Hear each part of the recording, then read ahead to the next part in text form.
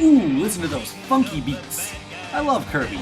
That little pink puffle purity has been a part of my entire life. That's what we call an alliteration there, folks. Though I may love Kirby, but to truly understand Kirby, I need to take a trip. A trip to the ancient temple of deep existential Kirby lore.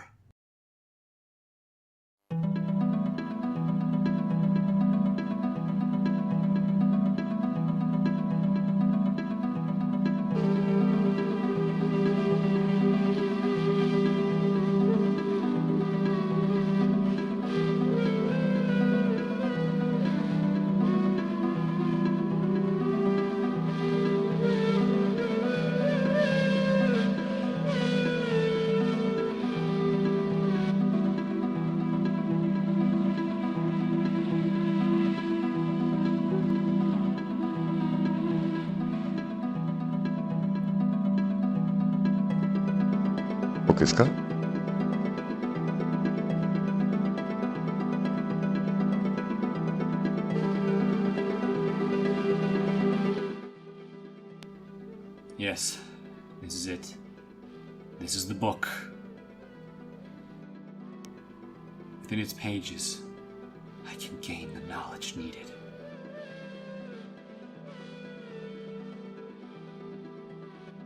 These not mortal voyages from the same species. Mirror world having the same species. And also have a Kirby voice. I'm gonna get back that damn Kirby. Metamorphosis into Morphonite. Ever been on the screen? Bandana Waddle Dee, the purest of boys? Ah, oh yes.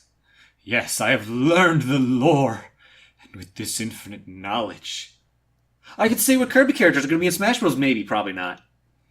Sakurai made both Kirby and Smash, so Kirby getting a couple new characters in the game makes plenty of sense.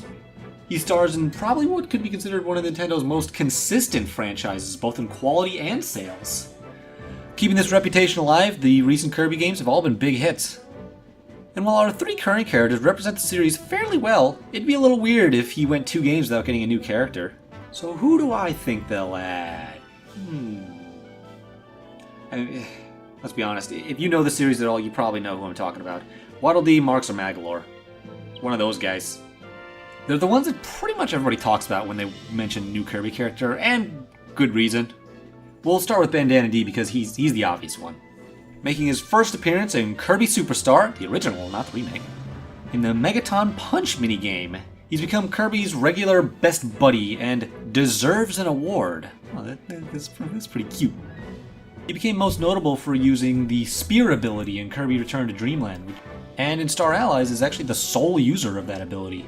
In fact, he's pretty much just taken that ability for himself, like entirely. He's a Lance unit now. Oh, that's it! If you want Bandana Dee in Smash, you just gotta show Sakurai Waddle Dee, DDD, and Meta Knight, and then it'll be all like, Fire Emblem Weapon Trio, boom, the five new characters, there you go. Though I do think it would be a bit odd if his moveset was just the Spear, since that's only one copy ability in a series all about different copy abilities. Meta Knight and DDD both have attributes that differentiate them from just using their standard sword and hammer. They might try to spice up our little bandana boy. Look at him, he's cute. He's the purest little cinnamon roll I ever did see. Maybe give him a parasol for some of his aerial attacks to harken back to his other brethren. Maybe his down special could be the Megaton Punch, sending a little shockwave through the ground. I'm sure they'd come up with a unique moveset, honestly. Though, probably the biggest issue with him is that he might just be seen as a regular enemy of the series. It'd be like putting Kung Fu Action Goomba in there. Kirby fans know that he's kind of the 4th member of the crew, but most non-fans might just think, oh, they put a thing on the regular guys? That's weird. It doesn't help that his name is literally Bandana Waddle Dee, which goes up with my favorite character names, such as Orange-Shirted Human, Belt-Wearing Monstrosity, and Fox.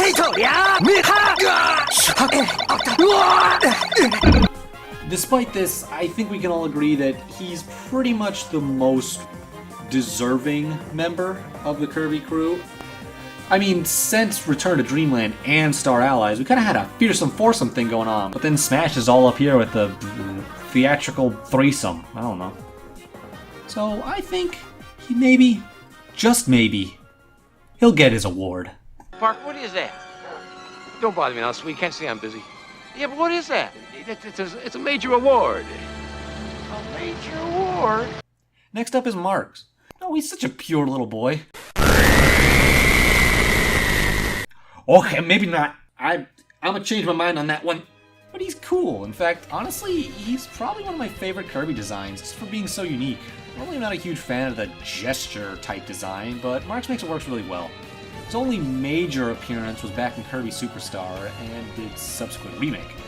But he, and that game in general, pioneered the great deal of what the series has been about since then. Despite Return to Dreamland being the, well, return to Kirby's format, Superstar Ultra was really what brought the series back in a big way. You can see this by all the major releases following that sort of combat system that game had, giving each power a full moveset, and whenever they bring one back, they make sure to revamp it in a way. Though it's still undeniable that he's only really been a major character in one game. That being a very popular game, but it's still just one game. But you and I both know why he's been getting so much talk recently, and that's Star Allies. With the introduction of Dream Friends, people have been really excited for our adorable little friend showing back up. Despite this, it's still just a DLC appearance, and he's not part of the actual game itself. And even then, the idea for him to come back probably didn't exist back when Smash was first being decided. Bonus points, he's a Sakurai-made character, meaning that he kind of has a little bit of bias towards him. He would also serve the role really well of the actual villain in the Kirby series, considering how both Meta Knight and King Dedede are just straight up good guys at this point. They just kind of got some bad luck at the whole possession thing. This combined with his unique design, fan favoritism, and the fact that Star Allies gave him a moveset that can rather easily translate into Smash Bros. Makes him, in my opinion, the best choice for a Kirby villain. Also, can you imagine what a Star KO would look like?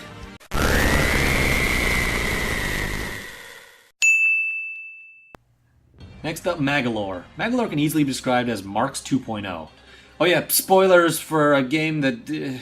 Return to Dreamland spoilers, oops. He presents himself as a little friend, only to betray you and steal the Master Crown for himself. He's pretty popular, and the fact that he kind of spearheaded... not that kind of spearheaded, I already did you. This recent wave of Kirby games, as well as him being a big part of the... deep lore that has continued through the series. Even though, again, he's only a villain of one game, he's made a couple little other appearances since then.